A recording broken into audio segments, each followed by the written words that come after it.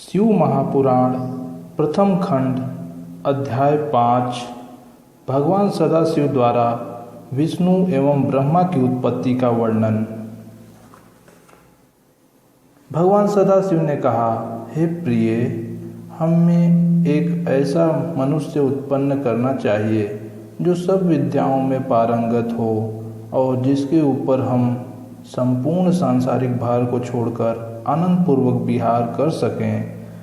भगवान त्रिशूल पानी के मुख से निकले हुए इन शब्दों को सुनकर भगवती जगदम्बा जी ने अपने बाईं ओर देखा तो उनकी इच्छा से तुरंत ही एक मनुष्य की उत्पत्ति हुई। वह मनुष्य अत्यंत स्वरूपवान, कलावान, बुद्धिवान तथा शीलवान था। उसका संपूर्ण शरीर श्याम वर्ण चंद्रमा जैसा था। वह अपने भाल पर त्रिपुंड धारण किए हुए था। वह पीत वस्त्र धारण किए हुए था। उसका प्रत्येक अंग सुडोल एवं परम सुंदर था। वह संपूर्ण विद्याओं का निधान, महाप्रतापी, सिद्ध रूप तथा पवित्र था।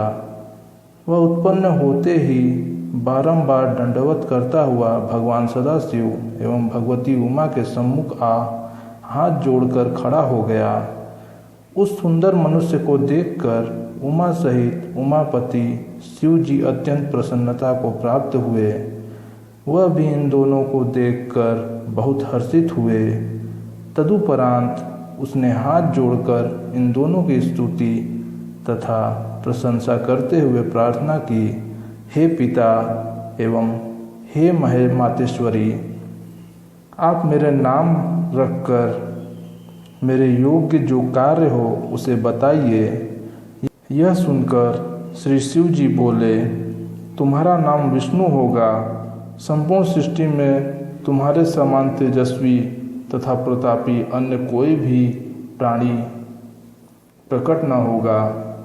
तुम्हारा यश संपूर्ण संसार में निरंतर फैला रहेगा।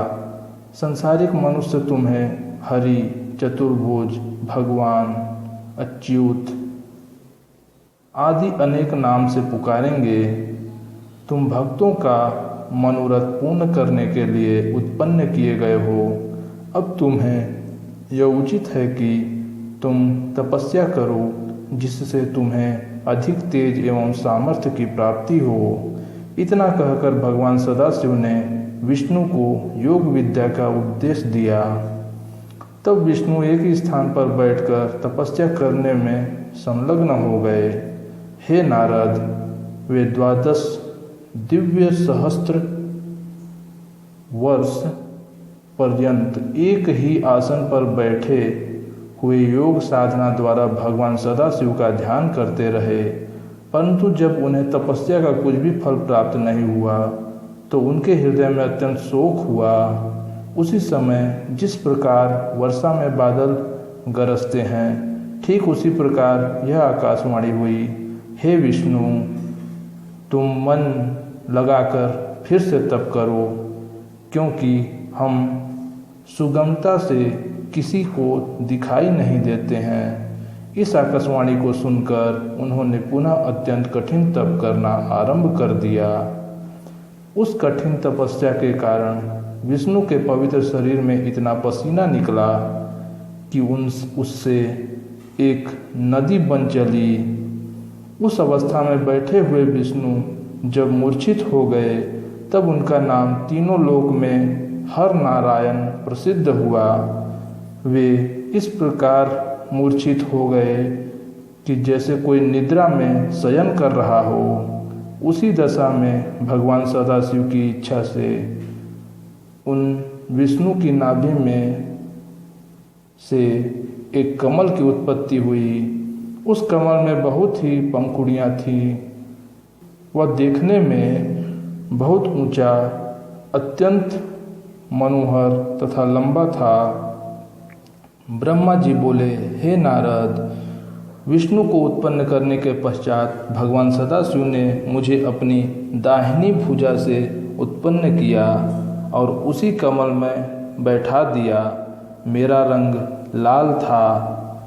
मेरे 4 मस्तक थे जो चारों दिशाओं की ओर खुल रहे थे। मेरे अन्य सभी अंग विष्णु के समान ही थे। मैं भी अत्यंत सामर्थ्यवान एवं तेजस्वी था। उसी समय मैंने यह आकाशवाणी सुनी, हे पुत्र, तुम्हारे अज, ब्रह्मा, धाता, विधाता, प्रजेश, परमेष्ठी, बहुगर्भ आदि अनेक नाम होंगे, परंतु मैं उस समय यह नहीं जान सका कि मुझे उत्पन्न करने वाला कौन है। हे नारद, भगवान सदाशिव की माया तीनों भुवनों को घेरे हुए है। वे जो कहते हैं वही होता है। अस्तु, जब मैं यह नहीं जान सका कि मैं किसके द्वारा उत्पन्न हुआ हूँ और किसका पुत्र हूँ तथा उस कमल के पुष्प की जड़ कहाँ है, तब मैंने अपने मन में यह विचार किया कि जिसके भूल से यह कमल का पुष्प उत्पन्न हुआ है वही मेरा पिता होगा। ऐसा निश्चय करके उस कमल की जड़ को जन्म देने वाले अपने पिता का पता लगाने के लिए मैं उस कमल की डंडी के मार्ग से उस जल के भीतर जा पहुंचा, जिसमें होकर वह कमल नाल ऊपर को निकली हुई थी। यद्यपि मैं उस कमल नाल के सहारे सैकड़ों कोसों तक पानी के भीतर चला गया, परंतु मुझे उसके उद्गम स्थान का कोई भी पता नहीं चल सका। तब मैं निरंतर 100 वर्षों तक प्रयत्न करने के बाद निराश हो जाने के शोक से व्याकुल होकर उसी स्थान पर पुनः लौट आया जहाँ से नीचे की ओर गया था। जब मैं पुनः ऊपर लौट कर आया तो यह देखकर मेरे आश्चर्य की सीमा नहीं थी कि वहाँ यह कमल पुष्प कहीं भी दिखाई नहीं देता था जिस पर मैं पहले बैठा हुआ था। इस अद्भुत दृश्य को देखकर मुझे अत्यंत चिंता हुई। तब मैंने इस संपूर्ण सृष्टि के स्वामी से अपनी रक्षा करने की प्रार्थना की। हे नारद, उस समय मुझे चिंता युक्त देखकर आकाशवाणी हुई, जिसके द्वारा 2 अक्षर प्रकट हुए। उन अक्षरों के सहारे 16 तथा 21 अक्षरों का और ज्ञान हुआ, जिससे मैं बहुत सी बातों को जान सका। ठीक उसी समय भगवान सदाशिव की इच्छा से उस जल में अचेत होकर पड़े हुए विष्णु सचेत होकर मेरे समीप आए। वे रत्न जटित किरीट आदि को धारण किए हुए थे। उनके शरीर का रंग मेघ के समान श्यामल था। उनके उस मनोहारी प्रकाशवान स्वरूप को देखकर मैं आश्चर्यचकित रह गया।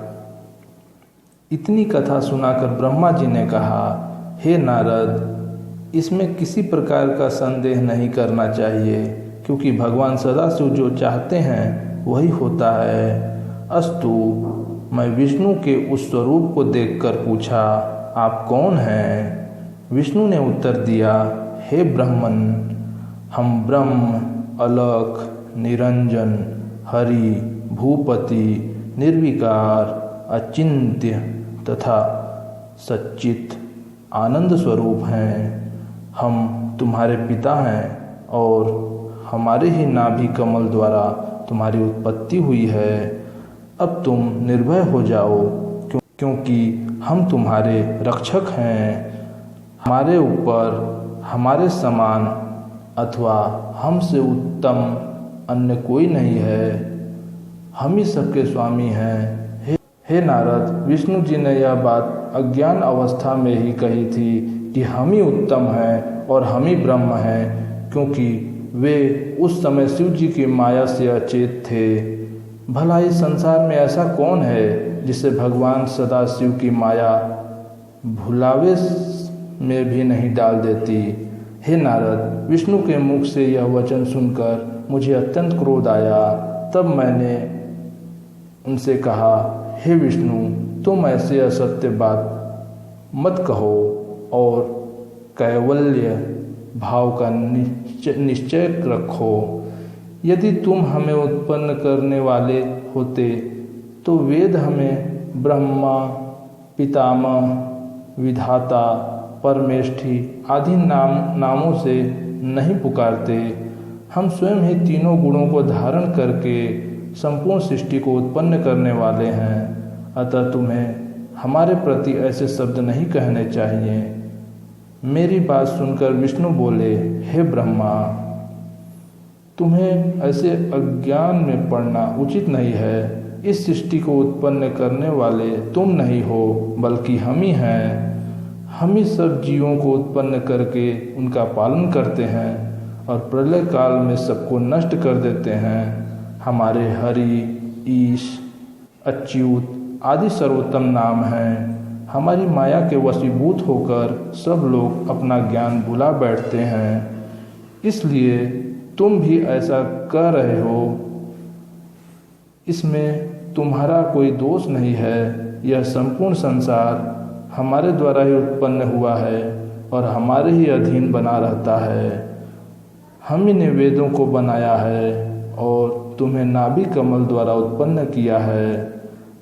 हमसे अधिक श्रेष्ठ अन्य कोई नहीं है। तुम अपने नामों पर अहंकार मत करो तथा क्रोध को त्याग कर जो वचन कहने योग्य तथा उचित है उन्हीं का प्रयोग करो। जिस प्रकार अंधा मनुष्य आँखों की महिमा का, निर्धन मनुष्य धनवान की अवस्था का वर्णन करे, उसी प्रकार वेद ने भी तुम्हारे नामों का वर्णन किया है।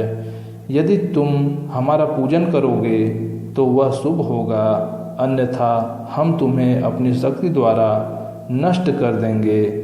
हे नारद, विष्णु के ऐसे अहंकारपूर्ण शब्द सुनकर पहले तो मुझे बहुत हंसी आई, फिर हृदय में इतना क्रोध उत्पन्न हुआ कि मैं उनका शत्रु बन गया और उनसे इस प्रकार कहने लगा, हे विष्णु, जिस प्रकार गुरु अपने शिष्य को झिड़क कर बुलाता है, उसी प्रकार तुम हमें उपदेश क्यों दे रहे हो? हे नारद, परस्पर इस प्रकार कहते हुए हम तथा विष्णु आपस में युद्ध करने लगे। शिव जी की माया से मोहित होकर हम दोनों ने बहुत समय तक खूब युद्ध किया, क्योंकि हम दोनों ही अपने को संपूर्ण सृष्टि का स्वामी समझते थे। 5वां अध्याय समाप्त हुआ।